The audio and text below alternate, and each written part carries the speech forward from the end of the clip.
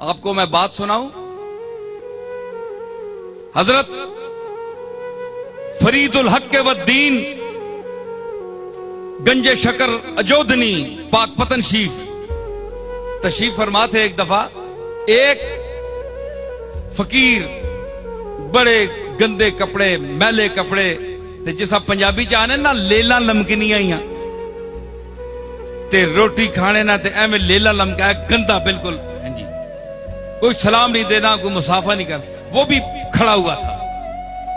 سلطان المشائخ نظام الدین محبوبی الہی جیسے اور خواجہ حضرت بدر الدین اسحاق دلوی جیسے مرید, صابر علاؤ الدین صابر کلیری جیسے مرید کھڑے تھے, بیٹھے تھے, حاضر خدمت تھے. بابا صاحب تنگ آ گئے, کہنے لگے مجھے اللہ اللہ کرنے نہیں دیتے, مخلوق نے مجھے گھیر لیا ہے, میں کیا کروں؟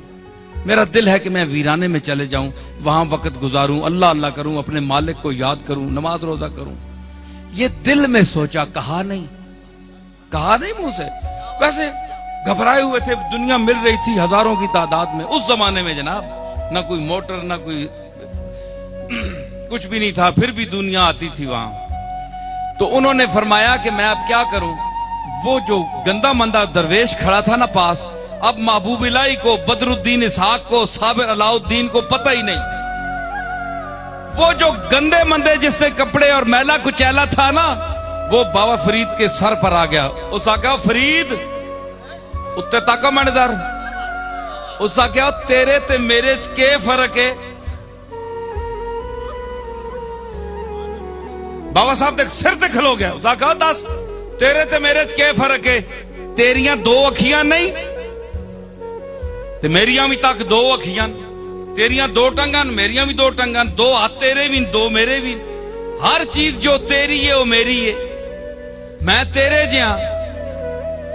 تے پھر کیڑی گل ہے کہ اتنی مخلوق نو اللہ تیرے دروازے تے بھیجدا ہے, تے پھر تو نخرے کر رہا ہے جے میں باہر چلا ویاں. یاد رکھ تو میرے جہاں میرے تیرے کوئی فرق نہیں, لیکن میرے در نہیں بھیجا, تیرے در بھیجدا ہے. تے اے گل نہ کر مت کل کوئی سلام بھی نہ دیوی, ڈر بے نیاز کو لوں. بابا صاحب کہتے ہیں میرے اندر دل, میرے اندر خیال تھا جس کو میں نے ظاہر نہیں کیا.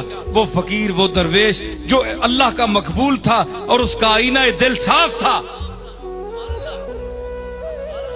اس کا ظاہر میلا تھا, باطن صاف تھا. ہمارا ظاہر اجلا ہے, باطن میلا ہے.